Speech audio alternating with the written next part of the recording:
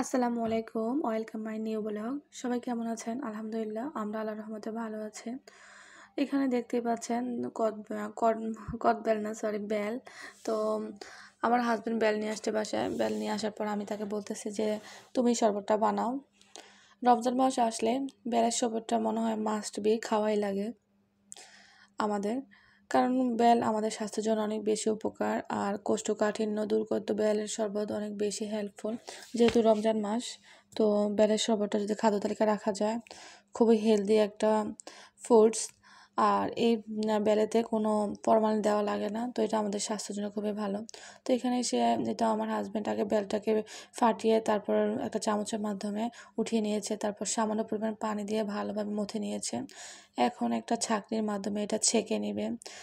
রমজান মাসে বাসায় যত রকমের শরবতই থাকুক, ইফতারের পর ধীরে স্বস্তিতে একটু বেলের শরবত খেলে অনেক ভালো লাগে। জানি না এটা কার কার পছন্দ, আমাদের বাসায় সবসময় আমরা এরকম করি।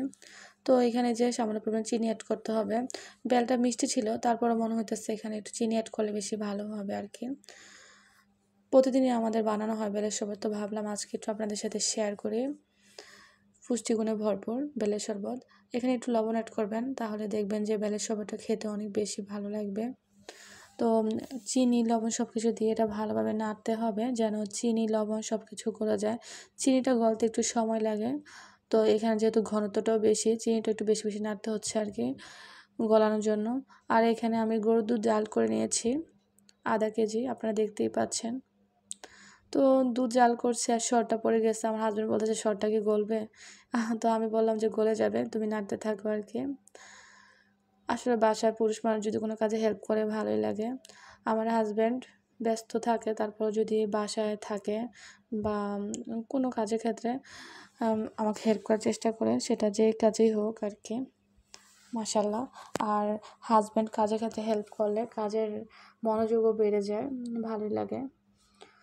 তো আমাদের বাসায় বেশিরভাগ সময় আমার হাজব্যান্ড শরবত বানায়। আর বেলের শরবত হলে তো কথাই নাই, শরবতটা তারই বানাতে হবে, এটা মাস্ট বি। কারণ আমার বেলের শরবত বানাতে ভালো লাগে না, বাট বেলের শরবত খেতে ভালো লাগে। এমন কে কে আছেন যে খেতে ভালো লাগে না, খেতে ভালো লাগে বাট করতে ভালো লাগে না? এই তো তার হয়ে গেছে বেলটা মিক্স করা দুধ দিয়ে। তো বেলের একটা রহস্য বলি, বেলটা মিক্স করার পর দেখবেন কেমন জানি বসে যায়। তো এই তো এটা অনেকে ফ্রিজে রেখে দেয়, তারপর আস্তে আস্তে নামিয়ে একটু একটু করে খায়। তো এই তো এখানে বেলটা বসে গিয়েছে, দেখতেই পাচ্ছেন। এখানে একটু পানি দিয়ে এটা নেড়ে চেড়ে সুন্দর শরবত হয়ে যাবে। তো যারা বেলার শরবত বেশি লাইক করেন, তারা কিন্তু এখন ফ্রোজিং করে রাখতে পারেন ফ্রিজে, অনেক দিন খেতে পারবেন। কারণ এই বেলটা এভাবে উঠিয়ে অনেক দিন ফ্রিজে রাখা যায়।